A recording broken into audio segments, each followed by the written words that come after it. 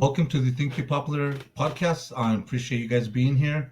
Um, I just want to let you guys know that we have new content coming in probably every other day or at least twice a week. I'm going to try to do it. So today we have my guest, Ernest Garcia. He's going to talk about his book, Door Gunner. And if you like our content, by the way, like, subscribe, comment, and click the bell icon and follow us so you don't miss any of our future content coming up. Anyway, we have Mr. Garcia, and he's going to talk about his book that he authored, Door Gunner, and it's about his experience in Vietnam. He's going to give you a little critique and the intro of his book and where he's coming from. If you guys haven't seen our other video, he briefly described it. If anything, without further ado, here's Mr. Garcia, and he's going to let us know he has a lot to say. So hope you guys enjoy it. Thanks. Mr. Garcia, you're on. All right. Hello. Good afternoon. This is Ernest Garcia. And today I'll be talking about my first book titled Door Gunner. Okay. It's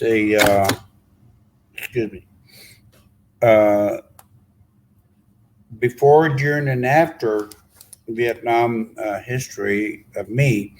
And I'll put my book up for you, and it is on Amazon. And it's got, I'm wearing my vest with all my medals and decorations, and you name it, and the outfits I worked under, 1st Aviation Brigade and 9th Infantry Division, Air Mobile. But anyway, getting back to my book, let me explain the way I composed it. Again, I repeat, before, during, and after, growing up in before Vietnam. Second chapter, Vietnam, includes the ghosts of friends that never came home. Post-Vietnam is one of the chapters. And then living in Dallas, Texas. Working in the oil fields, and then Terrible Tuesday in Wichita Falls back in 1979 in April, where we lost everything we had in that terrible tornado. And one of the last topics is life goes on. And postscript is medical issues to include 2 heart attacks and vascular surgery. So I've had my share of ups and downs in life. But I'm going to show you my second book, and at a later edition, we'll talk about it. But this is my second book. Called a Cowboy of a Different Kind, and it's basically structured under journeys in my life. And if we got the time, I'll go over some of the titles of some of my where are you? Some of the chapters. Bear with me. Okay, here we go. The early years, my childhood, becoming a soldier, Vietnam, coming home, living in Dallas, the bank I used to work in, and my first wife, and the oil field. And I might add,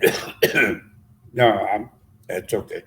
Well, my first wife died while I was out in the oil fields, leaving me with a 6-year-old to raise. And then chapter 6 is back to McAllen. Chapter 7 is Albuquerque. Chapter 8, the legacy of war. 9 is giving back, helping veterans. Chapter 10 are honors, accolades, and awards. Chapter 11 is tomorrow, and heroes in my family, which includes uh, my dad and all my uncles and relatives that served in the military, and thoughts of pride, deployment, and sacrifice. So, both of my books are on Amazon. So, I want to invite you folks to feel free to order my books, and they're not that long, maybe 106 to 130 pages, but they got a lot of information about the journeys in my life. Uh, so I encourage everybody to join our program at Brian Martinez is running and has me as a special guest. And if any questions out there, feel free to ask on the comments and we will respond. Excuse me. Brian, do you have any questions for me in respect? Well, I don't know if you wanted to give them a deeper view into your book. If you want to talk about part of the stories that are in it, that's up to you. But I will try to have links to his book to Amazon in the bottom of the video. I hope I could set him up today. I'll try to set him up as soon as I can. So there's a link so you guys could buy his book if you guys are interested. There is a lot of interesting stories that he has in his books about his experience and what happened with him in Vietnam first, and then a cowboy of another kind. And it's something that I think a lot of us could relate to in retrospect of having respect for people that really fought for our country and what people gone through in our past to actually give us the freedoms that we enjoy now today, what freedoms we can express ourselves with, and what we still have. So, if you like, Ernest, you could go a little deeper into your book. This is actually your show right now, so our audience, if they want to listen to a little more of your stuff, unless you want to give them a deeper view, it's up to you. But other than that, Okay. we're on the show right now, so it's all on you, man. All right. One of the things I've always loved to do is public speaking. I'm not camera shy, and I'm not shy about speaking in large crowds and in veterans ceremonies. And one of the organizations uh, that I've frequented in public speaking is with the Sandoval County Veterans Memorial. And I met a lot of wonderful people there, such as Governor Martinez, uh, you name it. They were all there and in support of our veterans. I like to do public speaking. I've even done a couple of veterans in the classroom, which I found very interesting and rewarding. Uh, but in my public speaking, for example, and I'll give you an example, at the Sandoval County Veterans Memorial ceremony uh, with Governor Martinez there and my good friend Valerie Espinosa, then PRC Commissioner, and General Nava. Uh, I spoke about 43 of my friends that I lost in Vietnam, and we named them off name by name, but these are our fallen heroes that never came home. So uh, right now I'm at a little bit of a loss for words because I'm getting choked up. Okay, excuse me. Hmm. Forgive me for that, but my dentures just fell out. Anyway, uh, Brian has been very instrumental in help me, guide me, and give me encouragement to keep fighting. And like I encouraged him to keep fighting for his benefits. And I was so proud to see him get his award of benefits. And he put a little elf on my shoulder and saying, "Keep it going, Ernest. Don't give up. Helping people." And that is our objective and our mission between Brian and I and our organization is helping people. Okay? I don't care if they're elderly, veterans, non veterans, uh, children in need. We hope to get to that point where we can reach out and help, whether it's shoes for kids, coat drives, other measures of assistance our kids and our families need. We're going to try our best to fulfill them. With your love and support, I feel we can get it done. Excuse me, I got a runnery nose. But anyway, uh,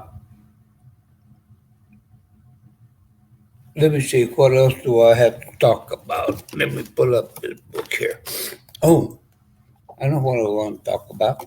When I lived in Dallas, I met one of the most richest people in the world, and we became good friends. And that was, what's his name? Bear with me. It'll come to me in a minute, but let me jump back a little bit to Wichita Falls.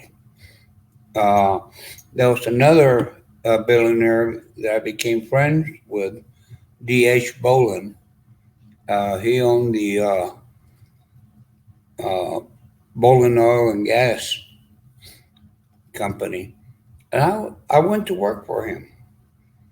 And the reason I went to work for him was quite simple.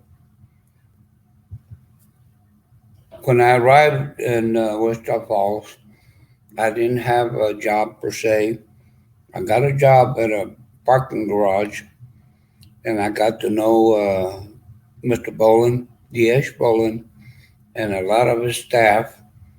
They used to park their vehicles in our garage. And finally, one day, I made up my mind. It was a Saturday. Things were slow at the garage, and I told my manager I'm going out for a little walk.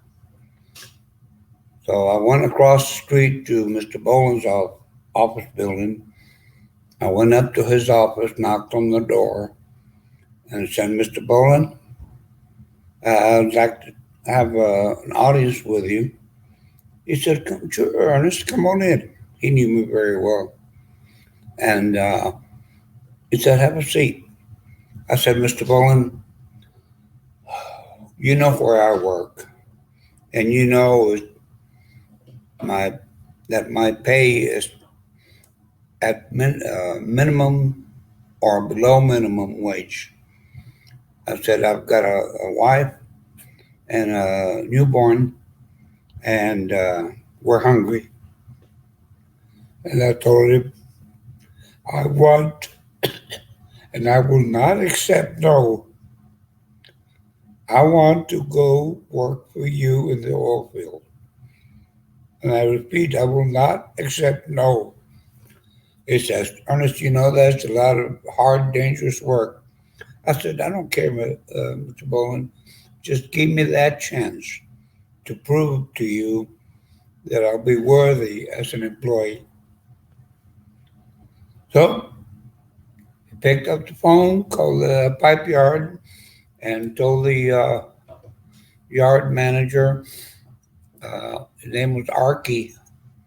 He said, Arky, Monday morning, Ernest from the parking garage is going to report to work for you.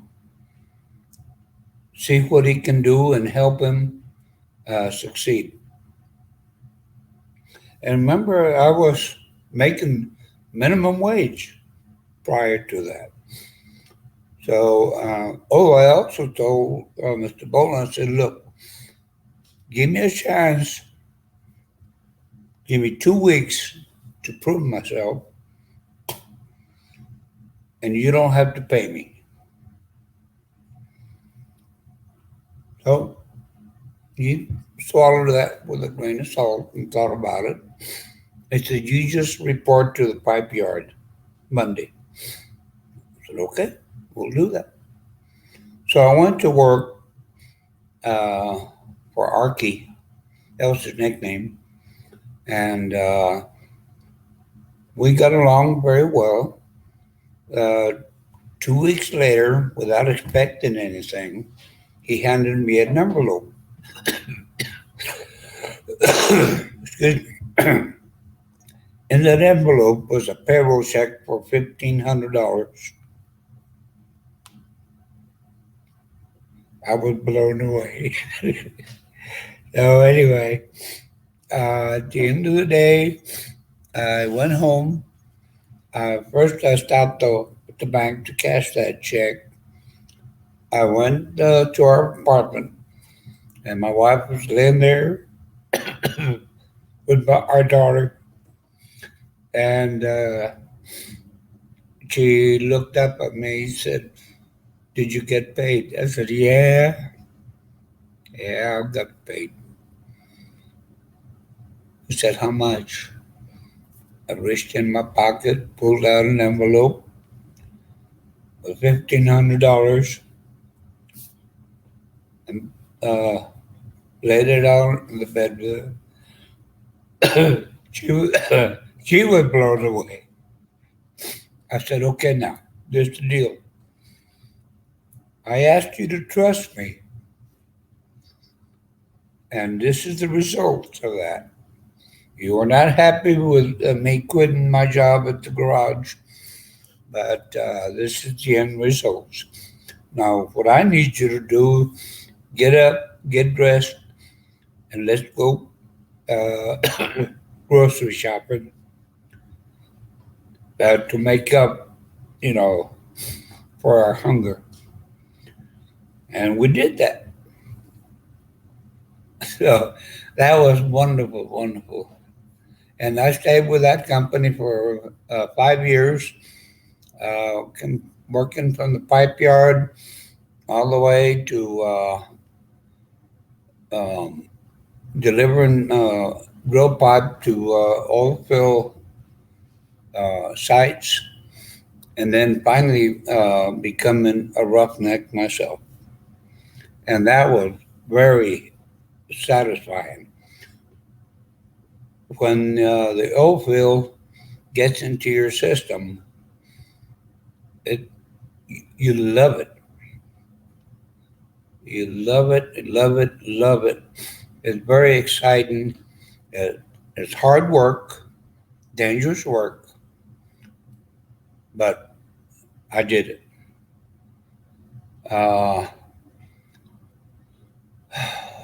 That was one of the highlights of my life. Let's go back to Dallas. I'm still braining my head the other billionaire I met, and it'll come to me in a minute, but I want to talk about another subject. if you folks are can remember back, especially if you're old enough, when John F. Kennedy, our president, was assassinated. One of the arresting officers in the theater was Detective Paul Bentley, and he was a renowned polygraph examiner as well. And finally, he decided to retire, and he went to work as the vice president in charge of security at the First National Bank in Dallas. When I moved to Dallas,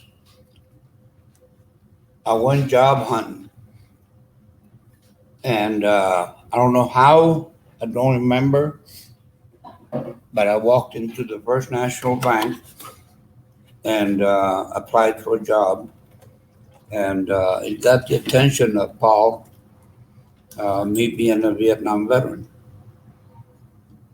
and so he took a chance on me and hired me on the spot.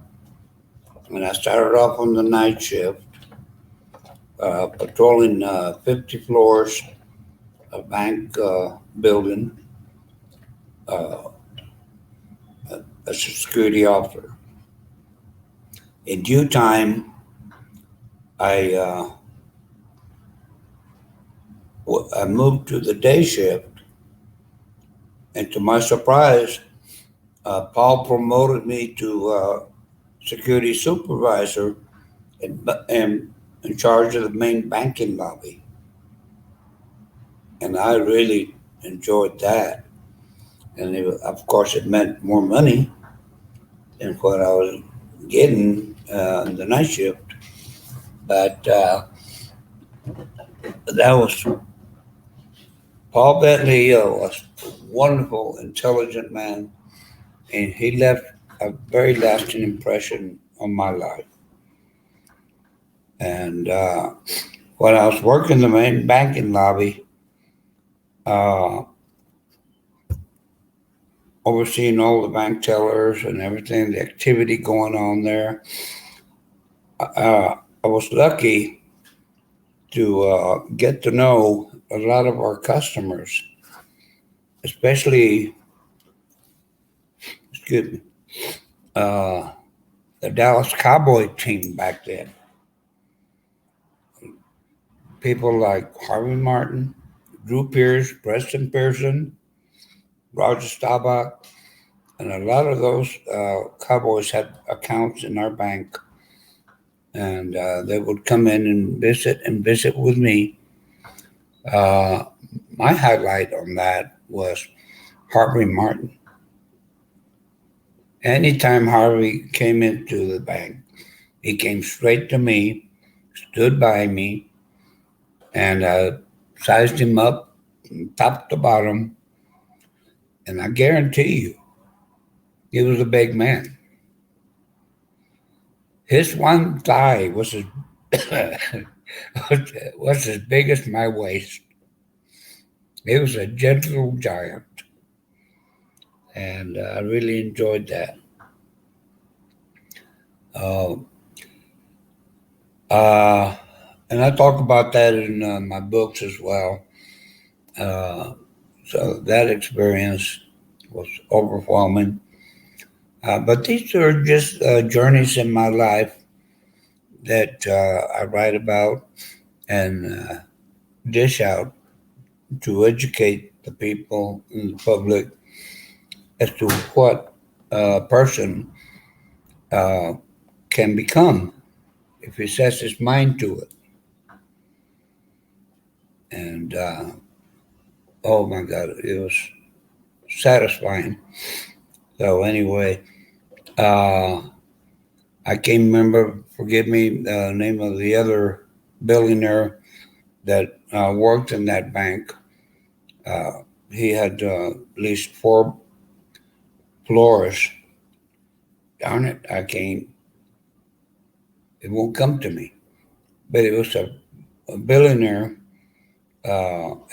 oil executive, but forgive me, but it's in my books. So I encourage you, if you're able to pick up a copy of my books, you'll see all that information in there. Brian, do you have any questions for me? No, I'm just gonna say I was listening to your stories. Those are very interesting, and that's Yeah. really some journey they had in your life, and it just gives me food for thought because I've gone through a lot of myself, and I know a lot of people out there have also that could relate in different stories in their lives also. And that's the thing is that I wouldn't mind if there's anyone out there that has any interesting stories that they think they could share and would want to contact me and express to with me and Ernest on our channel, and that could help the community, that they could share with the community, that will benefit other people. We're more than willing to listen. Just contact us down here on the comments. I'll try to see if I could get a hold of you guys, and I'm more than happy to see if we could talk with other people, get more in touch with you guys. And I really hope that you're able to appreciate what we're trying to do for everyone. You know what I mean? We're really doing this. We're wholehearted at everything, and we really want to make an impact in our communities and help others with whatever we can. So, but yeah, Ernest, those are really good stories, man. It's really nice to hear about that. I never knew that about you. I know you've talked to me about a lot about stuff in your life, and hopefully we could get in more details later on. And your door gunner book, we could probably highlight that later on. And I know there's some guys out there that are veterans that would rather listen to a one or two stories out of your book, and maybe they could, if they're interested in buying your book off of Amazon and reading the rest of it, it'd be really cool. And we could do that um, in the future. So right now, I just want to tell you guys, we do want to help our community. We are looking for resources and individuals that are willing to take that step with us to help others. You know what I mean? We're starting off small. We're basically at zero income, zero everything. We but our hearts are to help others, and I'll put my money where my mouth is as soon as we're able to do it. And the thing about it is whatever areas that you guys are able to contact us with and talk about, we're interested, even if it's just to hear some stories from you guys. We really are more than eager to hear you guys out and to share that stuff with people in the community and stuff, especially here in New Mexico. We could do it anywhere in the country, hear from any of you guys anywhere in the country. But we want to make an impact in our communities here the best that we can.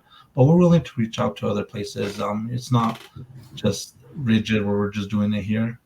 So that's the biggest thing with us is that with me personally and inviting Ernest to come and help me, and he has been supportive of me and what I've been doing and wanting to do to help other people, and he has the same heart. So we're both in the same mind of wanting to help our community. So that's the thing, and I thank you. My name is Brian, but I go by Bryce23, and you guys, I hope we can create a good community and platform here. I want to create a culture of people that want to change their communities also. I hope we could inspire you guys to do it in your own areas also, not only with us, but for your own areas, because there's a lot of stuff going on. The world has changed dramatically since 2019. Everyone knows what happened there. So, you know what I mean? So we want to impact everyone we can, one individual at a time, maybe one family at a time, and see what we can do for others, from the bottom of our hearts, truly and sincerely. We really hope that we can do stuff for you guys. So if there's anything else that you want to say, Ernest, and add before we finish the podcast, is there anything that you want to add before we finish our cast for the day? No, I think it's pretty well covered for today. I got to leave material aside for the following. Yeah, because our stories are going to continue, and I don't want to disclose everything at one time. And I just want our readers and our listeners to get intrigued with our subject matters, and our big hearts wanted to help. And so hang in there with us, folks. We're going to do our public right. Thank you, guys. But I just want to thank you guys for tuning in. Thank you guys for everything, for giving us your attention. Hopefully you made it this far into the video. And if you haven't yet, could you please like, subscribe, and comment on our bottom of our channel. I'm gonna try to add links to Ernest's books, to both of them. If I can't do it on this video, I'll do it on the next. But hopefully you guys are compelled to follow us for what we want to do for others. And we say sincerely, thank you guys. We appreciate you guys. And the end of everything and everything that we're doing, my biggest thing is it's all about you. And don't forget about that. It's all about you, the people that watch us and the people we're trying to make an impact to. So hopefully we could get some merch out later on, and we'll do that. And hopefully that'll help us support our channel to help other people through that. So I thank you. And I thank you again, Ernest, for coming on my cast, for being part of it, and hopefully a continuing part of it in the future. And Proud to. I appreciate you, man. And thank you. And you guys have a good day and take care. Hope to see you soon. Remember, in the end, like I keep saying, it's all about you. Take care and be safe. Very well put.